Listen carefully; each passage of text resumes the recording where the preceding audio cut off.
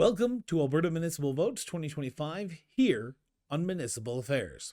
With October 20th fast approaching, the race for municipal office across Alberta is heating up. From every corner of the province, candidates for mayor, reeve, and council are stepping forward with ideas for stronger communities, smarter growth, and brighter futures. Today, we're turning our attention to the City of Calgary, where we are honored to be welcoming to the show for the first time since 2021, Jyoti Gondek, who is the current mayor of the City of Calgary and who is seeking re-election. Jyoti, thank you so much for sitting down with me and talking about yourself and talking about your re-election campaign. How's it feel 30 days out of the campaign? Feels pretty good. I've been able to spend a lot of time out in community, and Calgarians are bullish on this city, and we need to be focused on that kind of optimism right now. You were out of the gate late in 2025, announcing that you're going to run for re-election. What was that decision ultimately based on? You know, there's a lot of work that we have started that is not quite done yet. And I would say one of the most important things that we need to do early as a new council is make sure that we are building the most appropriate budget for the city. And that's going to take leadership. It's going to take somebody who has done this before. And so I'm still here to make sure that I can steward that budgeting process so we can deliver the services that Calgarians need and deserve. So I know you've been out door knocking and talking to Calgarians, even in the campaign, but also during your mayoralship. What are you hearing about what Calgarians want the next 4 years to be focused on? Calgarians have made their priorities really clear. People are worried about public safety. They are incredibly focused on making sure that our infrastructure is strong. They want to know that there is going to be clear housing affordability, and they want proven leadership. So the economy is a very important thing to people who live in this city. So we've got to be doing all of those things at once, and it can be done. You just need good leadership in place. You need to believe in your city. You need to invest in yourself. And so those are their priorities: public safety, infrastructure and trusted services, the economy, and good leadership. So let's talk about some of those issues, if you don't mind. Let's start with good leadership. Now, this council, there's a large turnover that's about to happen, and that means there could be a full clean slate. You might be the only one who's returning. How do you see yourself leading a new council that is going to be potentially made up of independents like yourself, political parties like the Better Calgary Party, Communities First, X, Y, and Z, all these different parties? How do you see yourself being able to form a Team Calgary approach to the issues that are addressed by what's happening in Calgary right now? For the last 4 years, I've been working with different members of council. The way I built relationships with them was to meet early and often and ask them what their priorities are. What are the priorities in the ward? What are their personal priorities in terms of things that they want to deliver? And I've worked with them. I've worked with every member of council to see how I can help to get some really important work done. And we've had a lot of unanimous votes of council.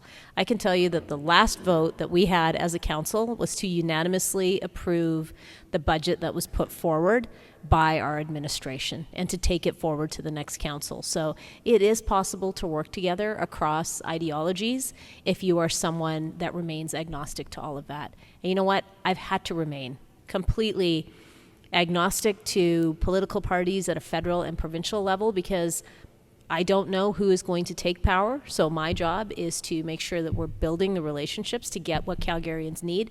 That's what I intend to do with this council as well.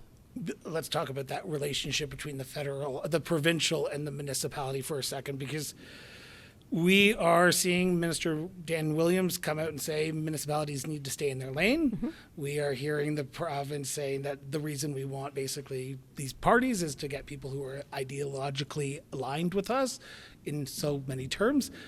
How do you work with a province who seems to be bent on trying to force the municipality to do only the things that they're responsible for, but with the reality of they've abdicated their responsibility on many different issues around mental health and addictions, around healthcare, around justice, policing? It is difficult to pick up the pieces when another order of government is not doing what they should be. There's been so many examples. The low-income transit pass is a really good example Low-income supports are not the responsibility of a municipality, and yet here we are making sure that people can get access to the things they need with a good transit system in our city. Housing is not the responsibility of a municipality, and yet we have invested millions to make sure that people can live with dignity in our city. Emergency response, my goodness. Yes, we have Calgary Fire Department and Calgary Police Service who do amazing work, but it is not the job of Calgary Fire to be the first on scene for medical response. And yet, more than 50% of their calls are in that area. So to not have any funding supports from a provincial government when we are doing their work is incredibly frustrating. And when people say, why are my taxes going up? There's about $400+ million that we are short in every annual budget. That's the consequence of a provincial government not pulling its share. And then let's not forget, they decided to take 37% of the property taxes that we collect for themselves. If we were able to keep that money here, we would certainly be able to bring down people's taxes. Now, I do know that Premier Smith did toy at an Alberta Municipalities Convention that she would be interested in looking into the idea of potentially collecting education portion of the property taxes herself. Mm-hmm. Would you be in favor of that?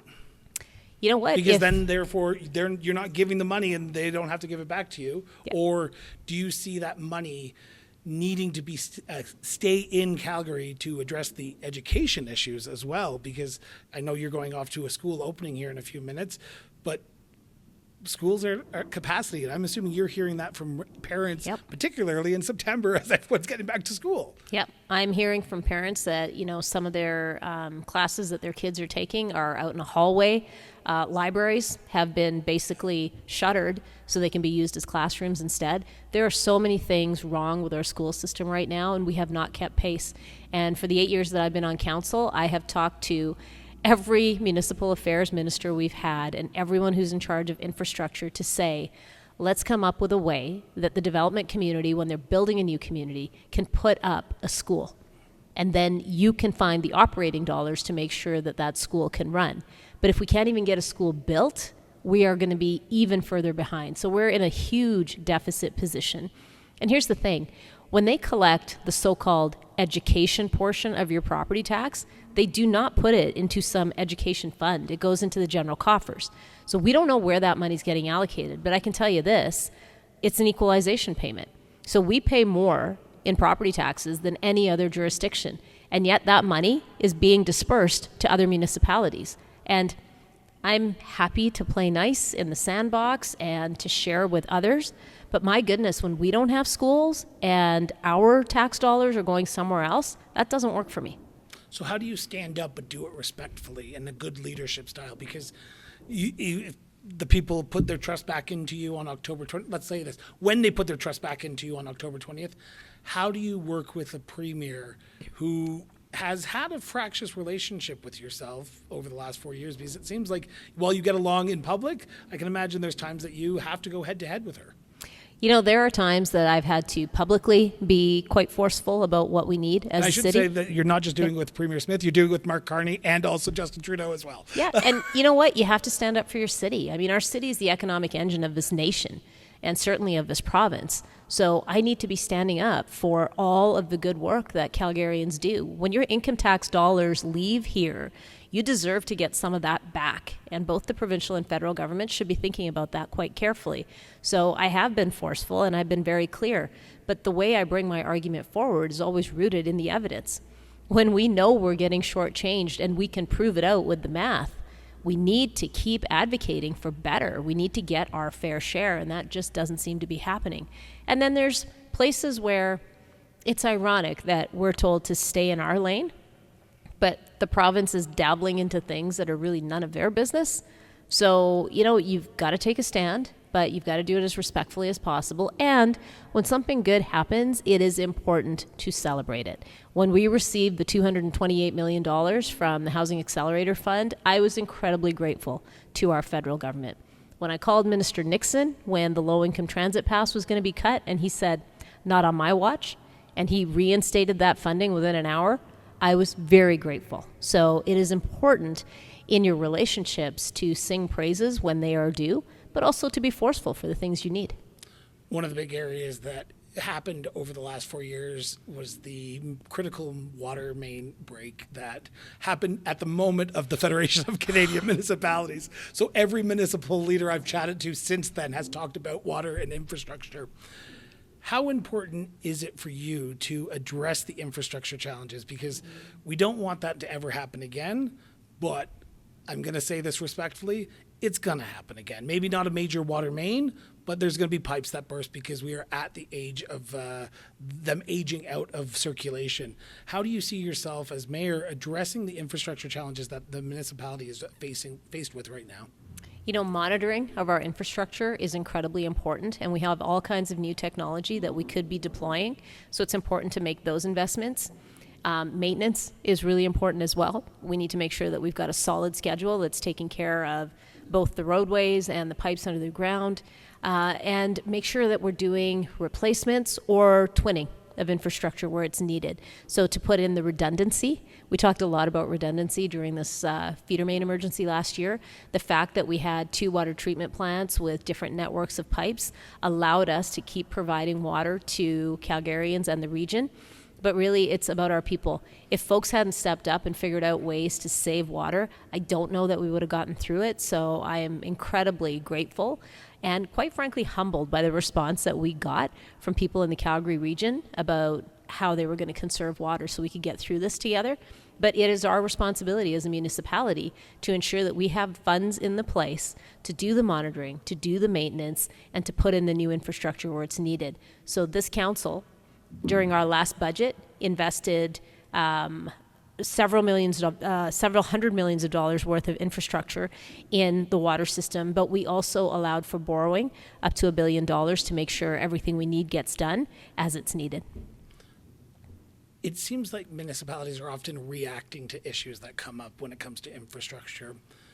While we look at the future and what the future holds for the city, how do you balance the growth of the city with the infrastructure challenges that it faces right now? Because we are on pace of growing at an exponential rate, and we don't have money to build all the infrastructure that we need to, but we have to have them in place before developers can start building houses.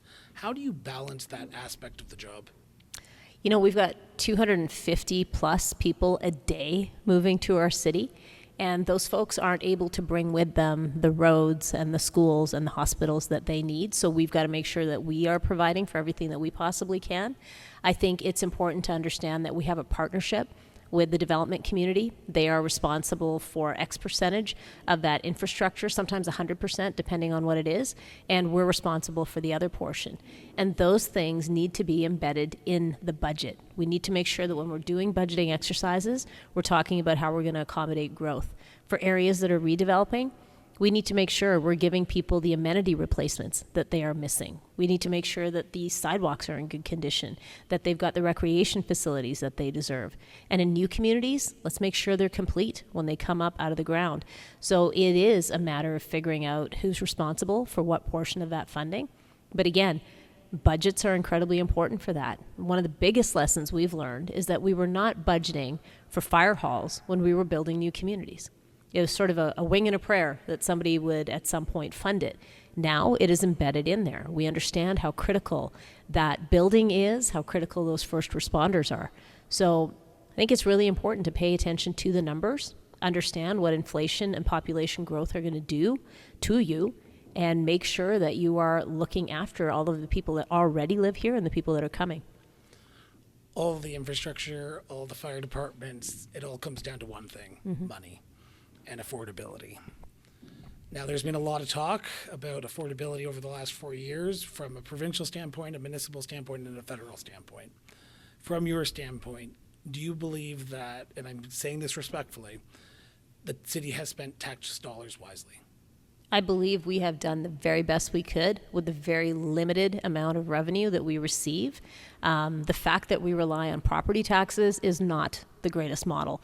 It's quite a regressive form of taxation, and we have asked the provincial government time and time again, how do we do this differently so that people are not being taxed on an asset that they don't have any value from in hand? It's not like a paycheck that you get every 2 weeks. It's something that benefits you when you go to sell it, but not everybody is selling their home right now. So we have asked for some important changes, and how can we participate in income tax? Our city, as I have said many, many times, is an economic engine, and we're not benefiting from it the way we need to. But I'll tell you this, you need to have a strong property tax base to deliver good services in an affordable manner.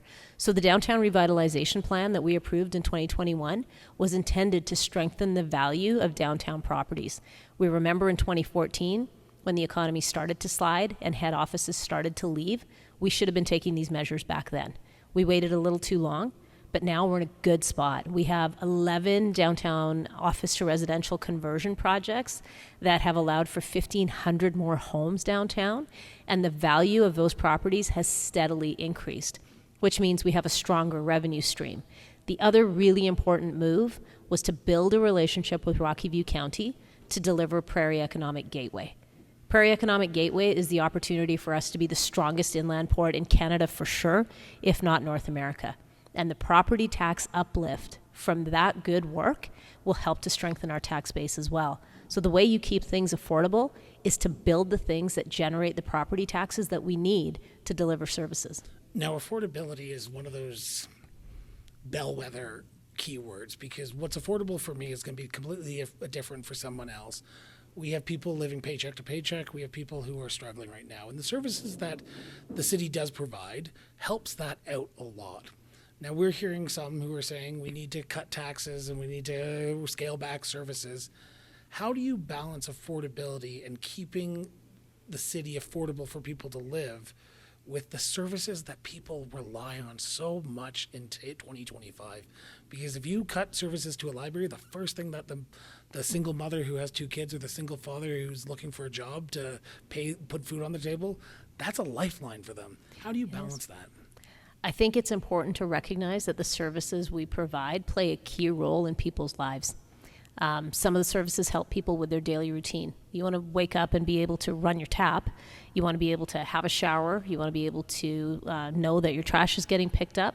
You want to be able to drive or walk or cycle on your roads, and you want to know that public transit is going to be available for you when you need it.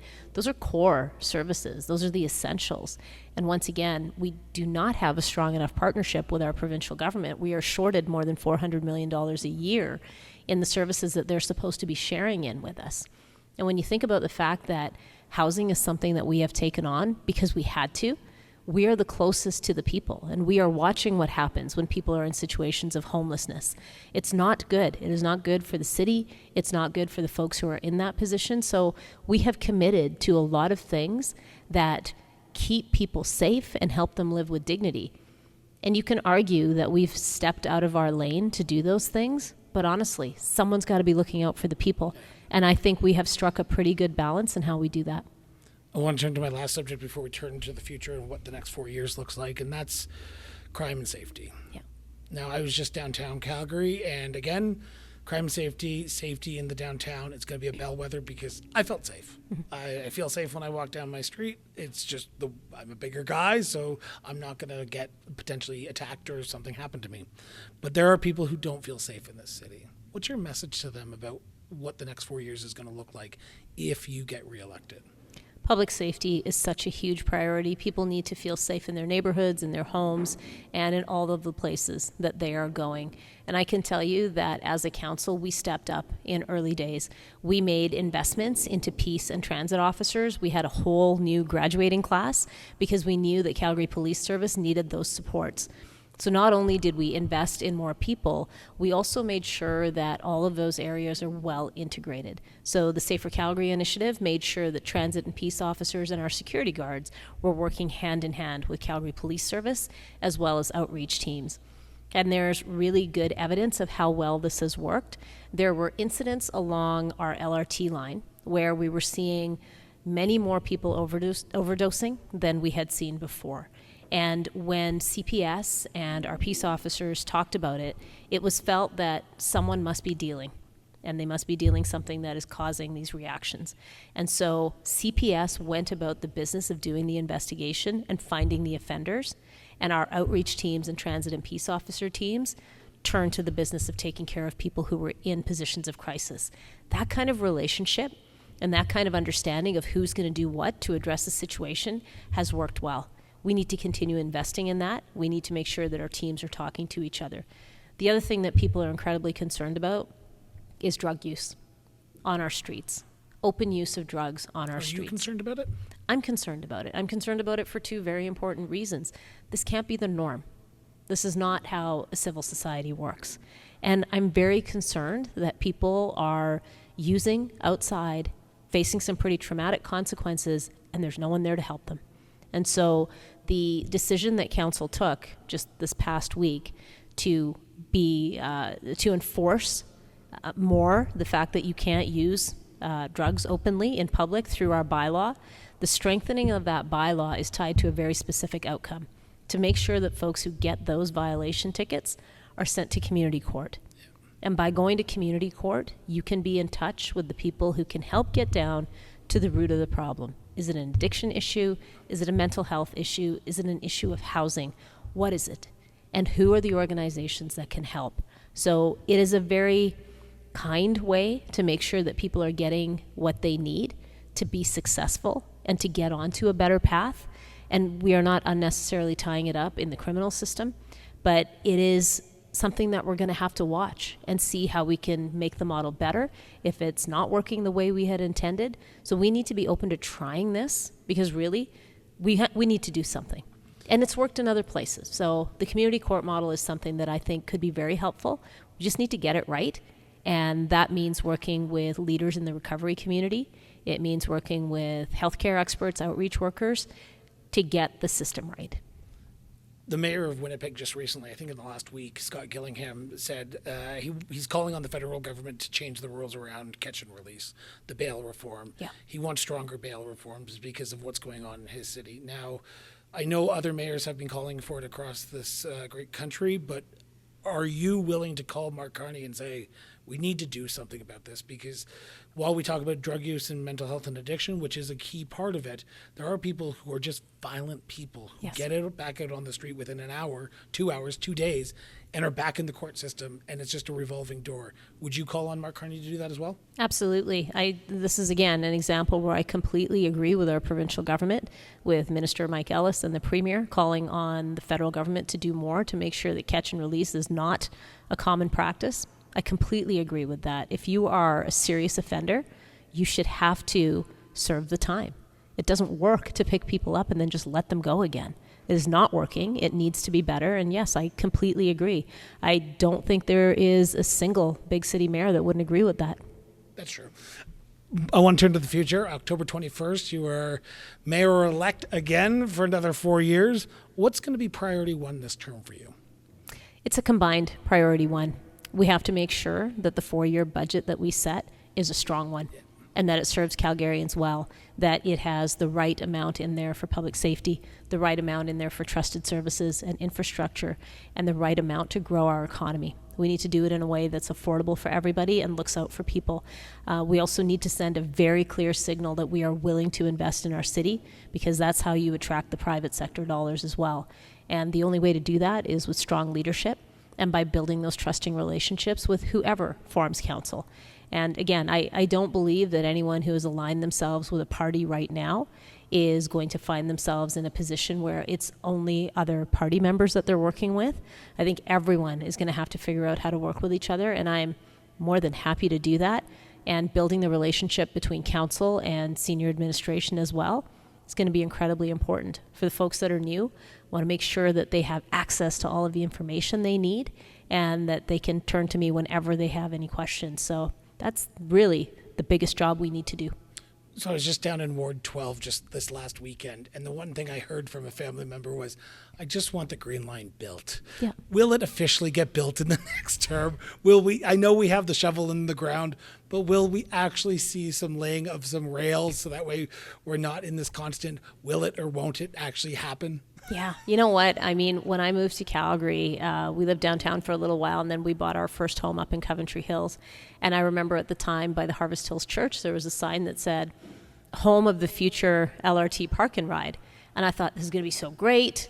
I still live in North Central Calgary, and that sign's been taken down, which is kind of nice. But it has long been promised that we will have a green line that is the north-south spine for our city, and I have long fought for it. I stood up for this project when I wasn't even on council. I got onto council and tried to push to get it north instead of south and lost that battle. But you know what? You and Shane Keating just probably didn't see eye to eye on that one, did you? We didn't, but you know what? Shane is a tremendous human being who did so much work to get the green line going. And you know, when I conceded that it would have to go south first because the votes were there, I did work with him to say I need something in the north. And so we created recommendations in 2020 that talked about creating a convertible BRT to LRT line in North Central Calgary. That is slowly coming to life, which is amazing. But I have no intention of dropping the ball on the green line. I fought for this project for a decade and a half, and I'm not done that fight yet. So it is absolutely going to get built. The fact that we have shovels in the ground right now is a really good indicator for anyone that's worried about downtown. We were given an idea that was 5% baked about doing an elevated line. I do not believe that that is the solution. None of the experts believe that that is the solution. The real estate values downtown will suffer, businesses will suffer, residents will suffer.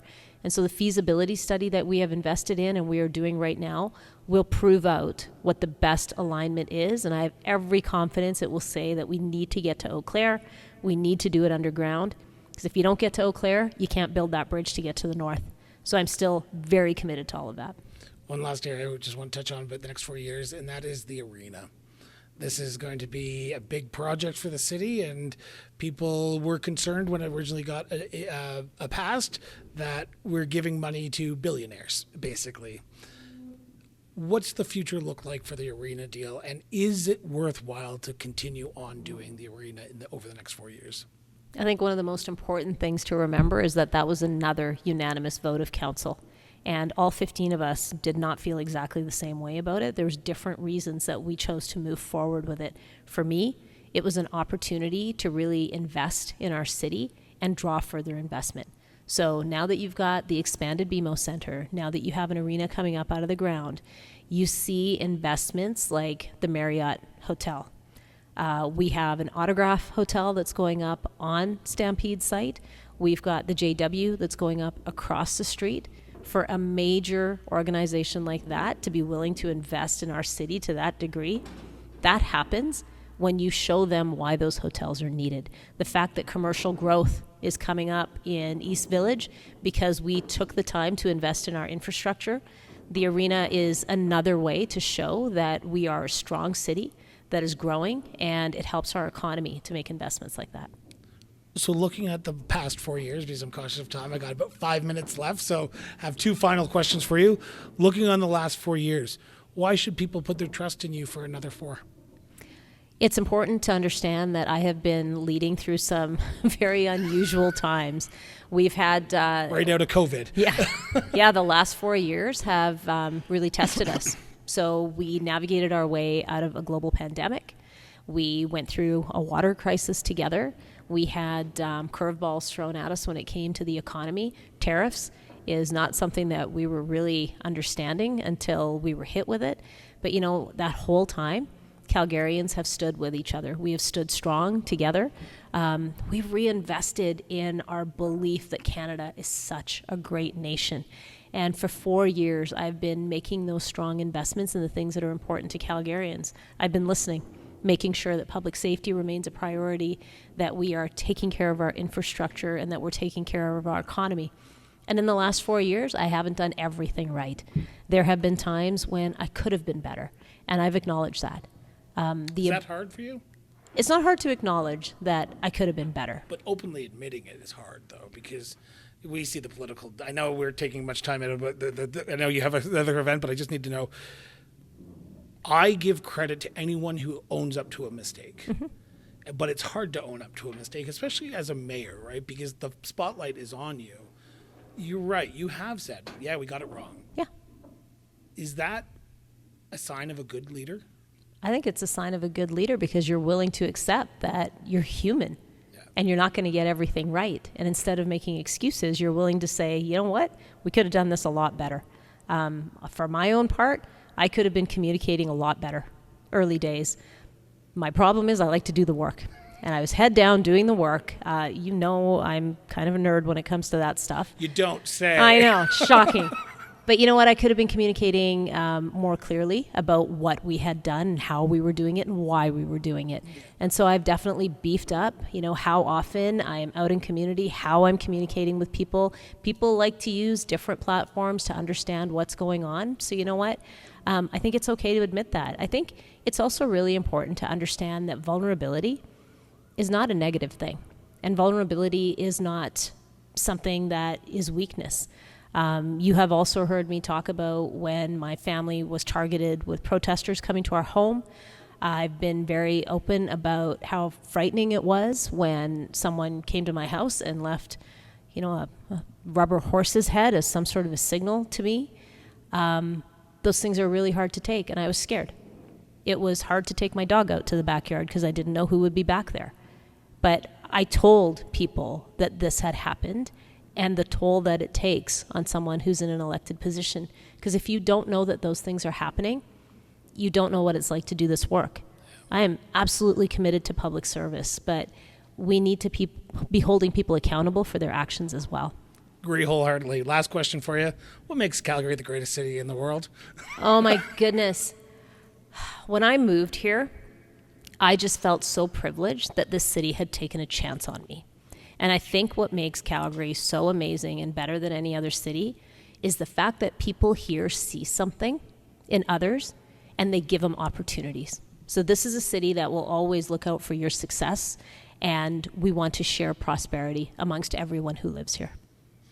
Jyoti, thank you so much for doing this. Thank you for having me. Thank you so much for tuning in for another episode of Alberta Municipal Votes 2025 here on Municipal Affairs.